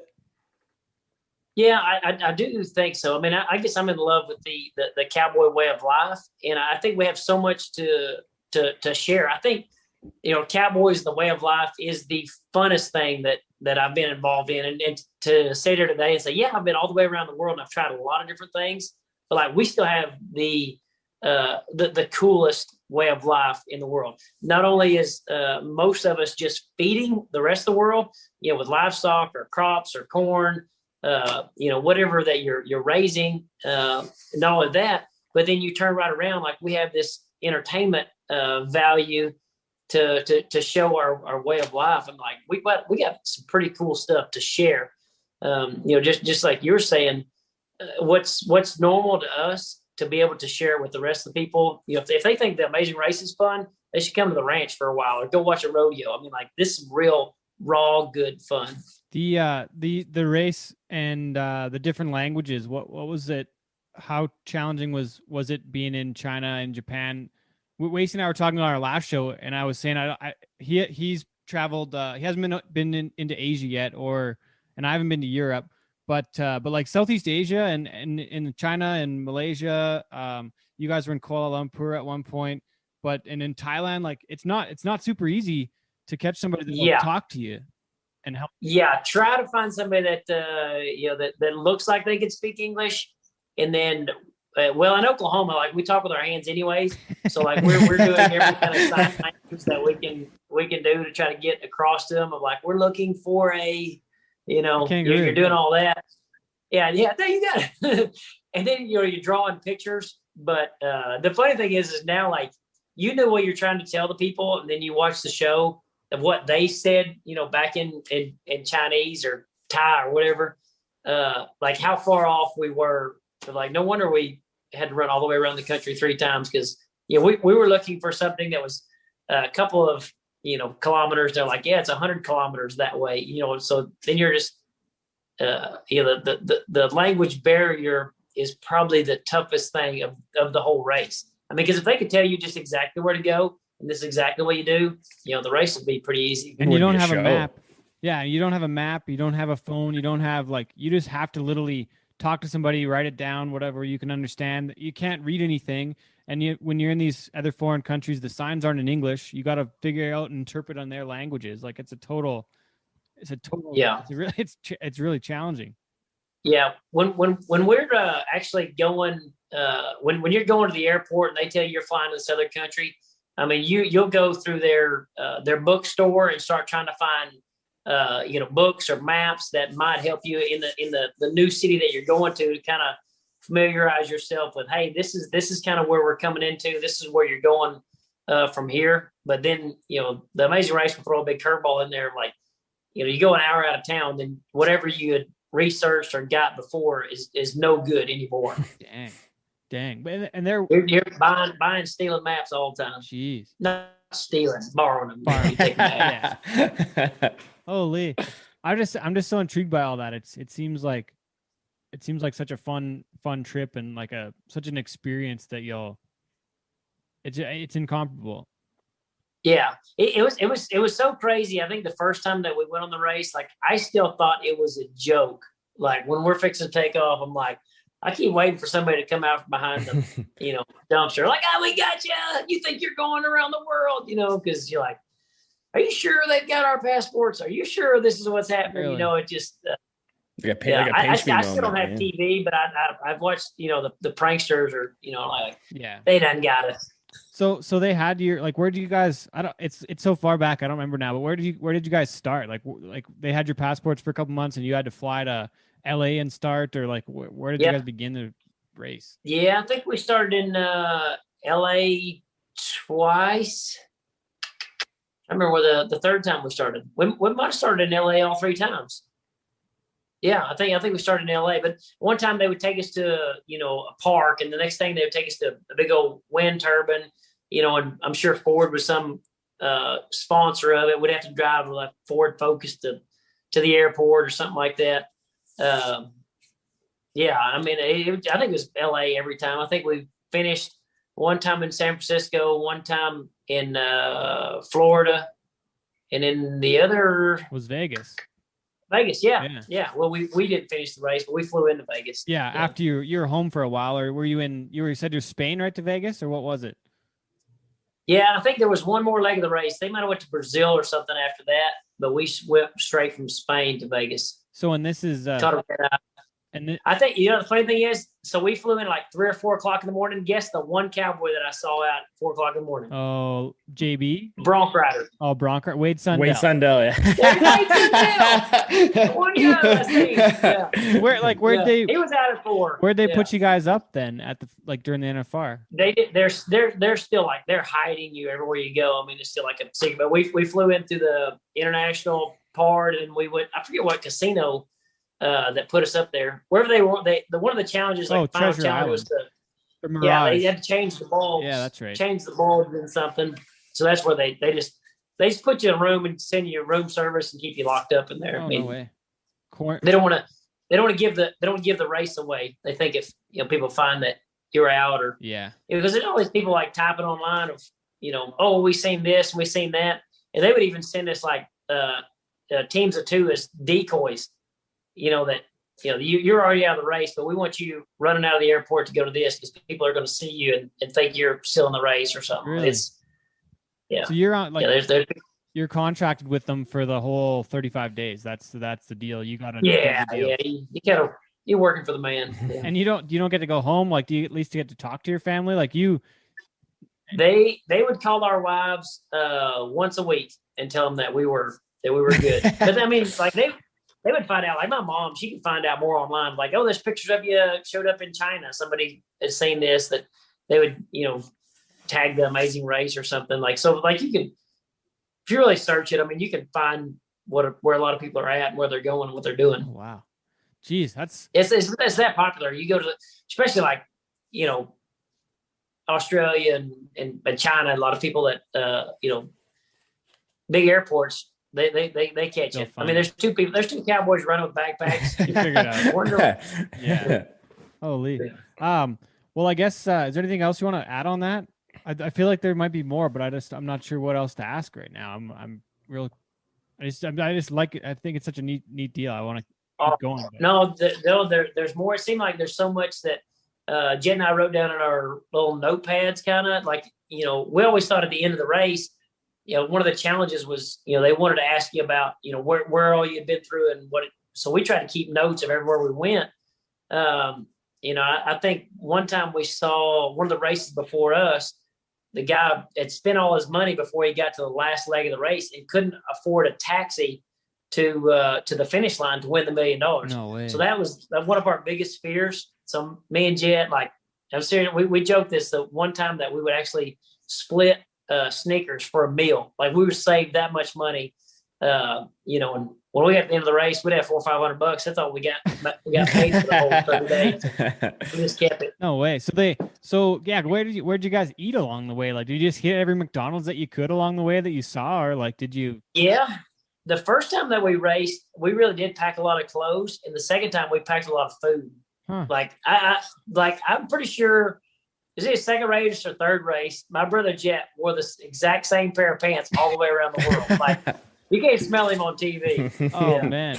And then we'd throw clothes away. I was so glad I got Harriet as a sponsor, because about every third day I'd lighten up my load. I'd throw away whatever I was wearing and wash some socks in the sink again and keep on rolling. So like, would you guys have enough? Would you even have enough time to do laundry once in a while, or it's not that you don't have that time, or do you? Or so what they do, like each leg of the race, like you kind of live on the road during that leg of the race, but when that leg of the race is over, like you check in and they pretty much will give you a meal and give you a place to sleep. So that's usually in a hotel. Anytime between legs of the race, they'll put you up. You can go in and sleep, wash clothes, or shave, whatever you need to do.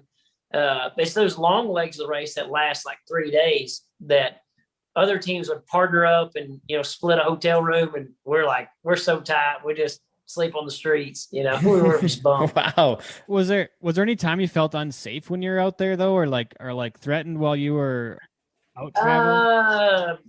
I think there's some sketchy places out there. The good thing about it is most of it you're just running through. I mean, like, if you're going to get robbed, they don't really have time to sit around and plan it. But they do have 3 security guards that go with the Amazing Race. There's usually one in front, kind of leading the way of, like, this is the town you're kind of going into. There's one that kind of floats around in the middle, and then one on the back. And they are like big, stout Navy SEALs, Green Beret, like, dang. Yeah, the people you want on your team if something did break out. And they would have a meeting before the Amazing Race started that they're here for your safety, yada, whatever. And if you get kidnapped and we break into the room, go to the floor because everybody else is getting shot. Holy You're like, crap. oh my goodness, Yeah. So I mean, they're kind of prepared for that. And then they have these world phones, I guess, that no matter where you're at in the world, they can reach a satellite and call in a helicopter or whatever that you may need. So no way. So did anything hairy? Anything get kind of hairy like that ever, or not? Like never. Nothing ever happened. Yeah, not so bad. I mean, we're kind of at a different way of life. I'm sure for other people, like it looked like it was getting really hectic, but man, when most of our best friends like go to the bar to get in a scuffle just for kicks, I mean, like, it's not group. I always tell people, like, Cowboys are the funnest people like in the world, especially little bull riders, because they just faced an 1,800-pound wild animal, tied to it with rosin. And then, then they're big and tough. They go to the dance hall after, so they're not scared of the 220-pound bouncer, even though he's twice his size, because the battle he'd already been in earlier in the night. Like he's not scared, but he doesn't, they're the funnest, people in the world to hang out with. I gotta agree. We've there's been lots of fun times. There's like, you could just talk about one season in the PBR being similar to the Amazing Race. There's probably just as much fun shit and wild stuff that goes on in 1 year. A weekend at a PBR event. Yeah. And then there's groups of them. I remember, like, because JB Moody and Brian Canner and Casey Hayes, like, and they're all like little skinny farts, but yeah. Man, they're like little baby roosters, and you get them all on the same team. They're funny to watch. That sounds like something that might have happened at the Canadian finals one year. I remember those guys were having quite the large time. I think they took a cab from the Ranchmans to the bull riding one day because they were partying. They were having quite the time. Oh, yeah. I've kept a couple of them out of jail a couple times. Oh, Lee. Well, we better wrap it up here. It's getting pretty late over there. Wacey, you got one more question. I guess better. Oh, yeah. Yeah, the question we ask all our guests. What is your definition of cowboy shit? Definition of cowboy. Oh, man, I tell you what. I guess you got to go back into is it Chris Ledoux that ate the hat and ate the boots? Who was it that said That's Chris Ledoux. Yeah. I don't know. I think the PBR kind of went into this be cowboy idea. And I think there is a mindset. Even when I think when we went to Calgary for the Calgary Stampede, and we got to be parade marshals up there. There was a book that Dr. Temple. Can't remember. Is it Temple Grandin or is it somebody else?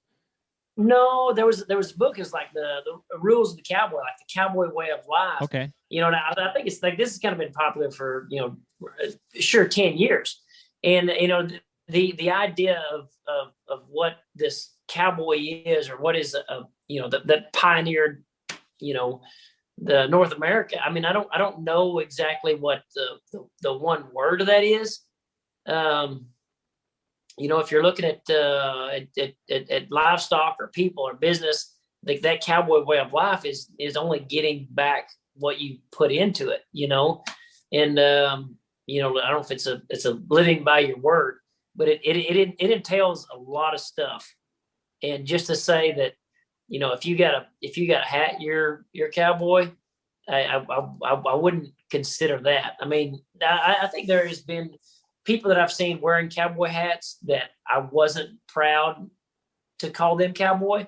And then on the other end of that I've seen people, in skater shorts do things that would live up to any cowboy attitude, mindset that there is. So, yeah, I think it's a way of life. I mean, really, it's not. What is it? It's hard to earn, pretty easy to lose too.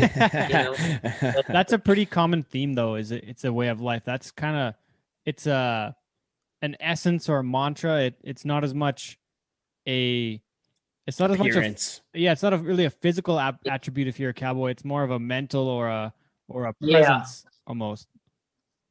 Yeah, and even when you talk about if five guys saddle their horse and go across there, nobody's checking their bankroll of like, oh, this guy's rich, this guy's poor, this guy does one thing or another.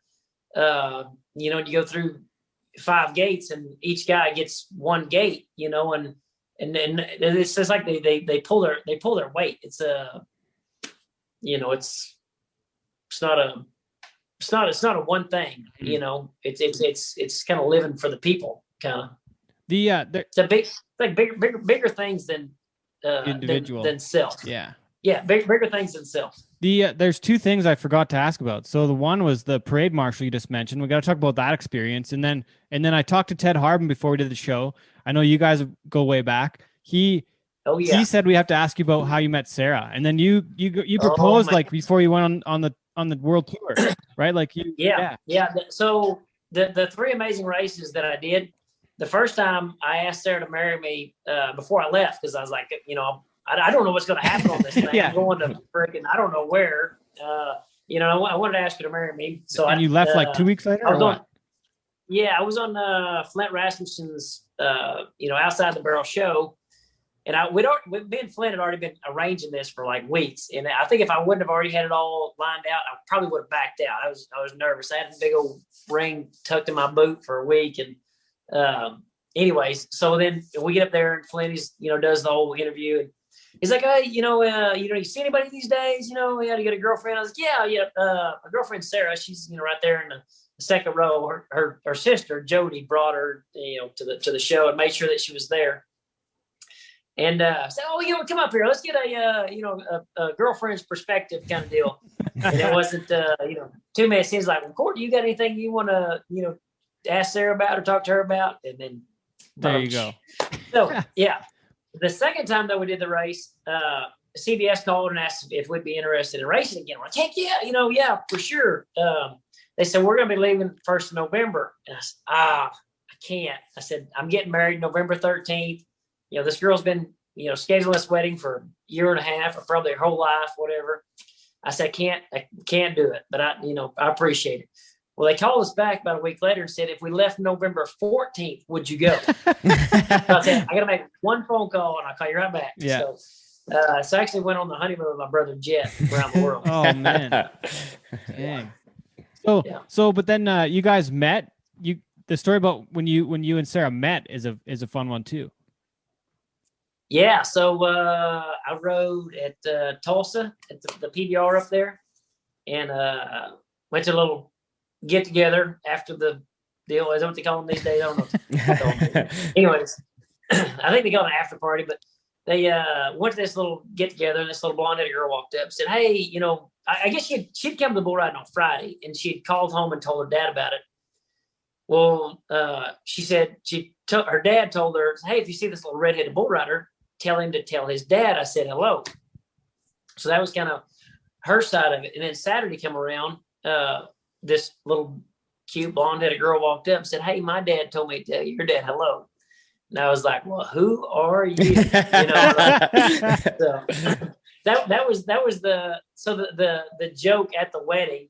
After at the reception, I was like, "Oh, Dad, I forgot to tell you. Steve told me to tell you hello." Nice. I never told you that before. Holy, that's awesome.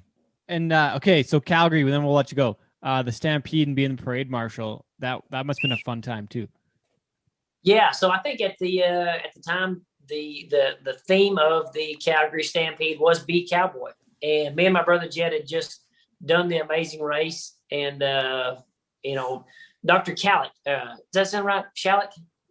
Yeah, anyway, that's right. He was the chairman, I guess, of the Calgary Stampede for a while. So, he called us and asked if we would do it. And we're like, heck yeah. That we looked at all the princes and lords and all these famous people that had been the parade marshal of the Calgary Stampede. So just to be added to that list was like, not even expected.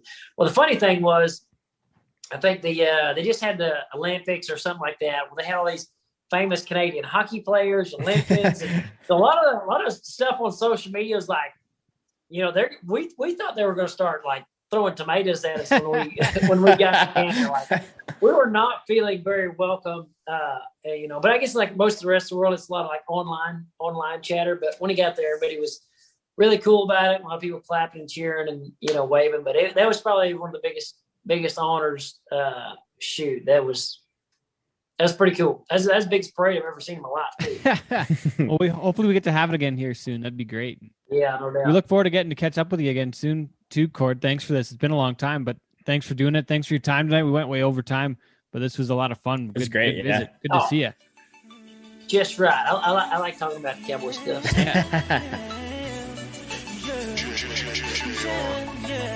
I'm feeling like a star, you can't stop my shine. I'm flying cloud nine, my head's in the sky. I'm solo, I'm riding solo, I'm riding solo, I'm riding solo, solo.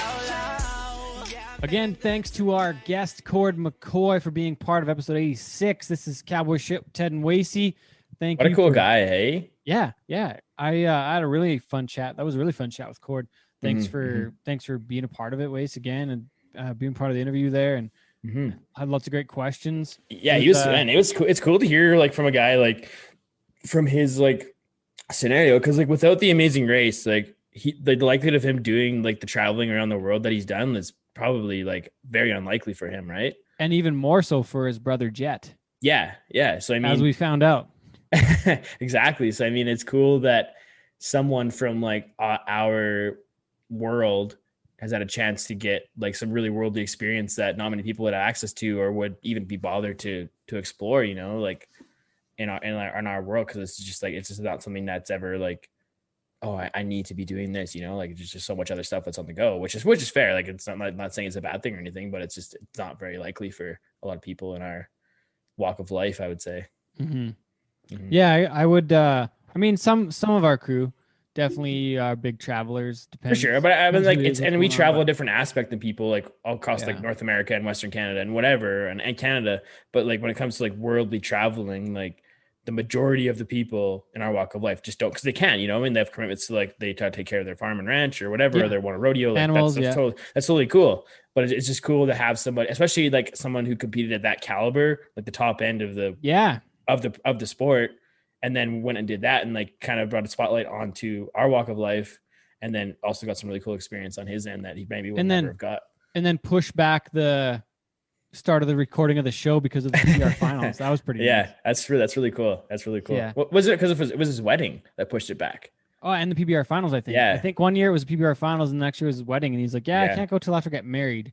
And the next one was, the World Finals. And they literally, I think it was after he got married. You're right. Where he left the day after the wedding. Had his honeymoon as on the Amazing Race. Yeah. With his brother. Yeah. It's cool. It's cool to see that and that just shows like what kind of guy he is as well. Like they want to have him on that bad, and like they want to flex the schedule for him. So that was really fun. It was really fun to talk to him. Too bad they didn't win though. It'd been a bit of a game changer for those guys to win $1 million. But I would hope that he utilized, or I shouldn't say that. I hope that he utilized. I hope that there was enough benefit of being on the show that it paid off in other ways. I'm sure it did. Yeah. I think for a guy like him, it probably was worthwhile. Probably a question we could have asked. And I wish I had a bunch more questions this time. I was disappointed I didn't get to ask everything. We had a big show and still. It was long. Yeah, it was a big interview. It's funny. It's one of those things where that's the type of conversation where you could have. Well, you could even have like two separate shows, like one just based around his career with rodeo, and then one based around his experiences with the Amazing Race, right? Like, it's cool to talk to somebody of that who has that much experience on both ends of the spectrum. So, another thing coming up, Wacey, that I forgot to mention was the new merch. We've got the new merch. Oh yeah, spring drop Thursday. Yeah, we're dropping it online. Oh shit. Yeah, so you're gonna be hearing the show on Wednesday, and stay tuned. Cowboyshit.ca. Thursday, March 11th. Basically 1 year into the old pandemic here. Oh, and literally like 1 year, because that was my club event was on the 11th last year. When the NBA and the next day that was when everything shut down. Wow. But the NBA shut down on the 11th, so we can technically say 1 year, which to start. I didn't really plan on that. I just kind of realized that just right now, but we decided we want to do it on the 7th. The new stuff is already in a number of stores, and we're going to release everything online on the 11th. So stay tuned and check out some new merch. Wacey and I, as you can see, we've been wearing some of the new stuff. This is the Wood Mountain, the oldest rodeo in Canada. The blue embroider on the gray wool hat. We're going to have a limited number of these. We only have a few in stock right now, but they're actually getting discontinued, so they won't be around for a long time. Oh, hot limited item. I have a fun fact about the Wood Mountain Rodeo. Yeah, let's hear it. Did you know that the grandstand for the overhang of it, they cut off the branches of the poplar trees in the park to cover it up every year instead of like using actual wood? That's neat. I don't know if that's a fun fact, but it's just kind of neat that they do that. And another fun fact. We used to have the Anderson family reunion in Wood Mountain because like all my family's down from that part of the world. Yes. And 1 year we had a pig scramble for all the kids in the big rodeo arena. And one of the pigs ended up escaping from the supper. I know, and like just ran wild within the Wood Mountain he was Park gone for years. And like, but he stayed alive. There were sightings of this pig because like he had very like blatant markings and stuff. And like family pig missing for years. The great missing for years and just went wild. Went Great rogue on Mystery us. of Wood Mountain. That's a great mystery. Pretty good. It's good And little that's community. why. Shout out to Wood Mountain. And that, folks, is why you have chicken wire on some of the rodeo arena fences all around the countryside. Exclusively for the pig scramble.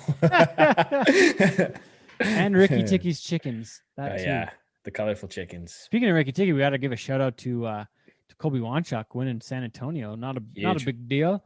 That's About nice. 13,000. Give him a chance to get to his first NFR. So got to show a little. And Kyle Lucas, number one in the world too, in the title roping. That's huge, cool. man. I mean, it's only March, but like, still an accomplishment. Give him something.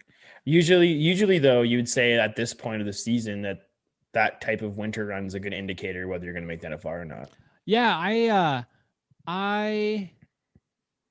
I give it more now than I do in December, right? Like in December when the season hasn't really started, that's not worth as much. But now, we're March 1st. We're you're usually through the big winter rodeos by now, right? There's Like no Fort Worth, Denver, all of them are all over, right? Hopefully we have the bigger rodeos in Cheyenne. Calgary counts this year, which is hometown rodeo for Kyle just about. So huge for Kyle Lucas to be number one in the world. Hopefully we have a lot of Canadians going back to the NFR, even if it was a super spreader event last year. Sometimes that stuff happens in the middle of a pandemic. But hopefully get a lot of Canadians making the finals once again. Didn't quite have the best showing last year with the whole crew, but still great to have a lot of people there. Going back to the merch, though, Wacey, you're wearing one of the hats. We've got a couple versions of the Happy Valley coming out. That's the gold on the golf hat. We've got a couple more. Got a Saskatchewan version coming in the way soon. Happy Valley, former name of Valley Ridge Golf Course, which we're both golfing at this year. So had to throw a little, not a big deal. Throw a little stuff that way. We got the Step In, the maroon hoodie, the Space Cowboy. It's a gold sweater. We got a classic gray one. We've got a few more hats that we're working on, so check it out. Got some golf balls back in stock. We've got lanyards now. We've got some coffee mugs. We've got it all sorts of cool shit. So if we don't have it, you don't need it. Cowboyshit.ca. Get your new merch. Last thing I want to talk about, the American Rodeo. No Canadians win $1 million. Scott Ginthner, Tanner Milan have a chance in the 8th round. Don't make it back to the Final Four. Zeke Thurston out of the money in the bronc ride, and the only Canadian to make it into the 4 round.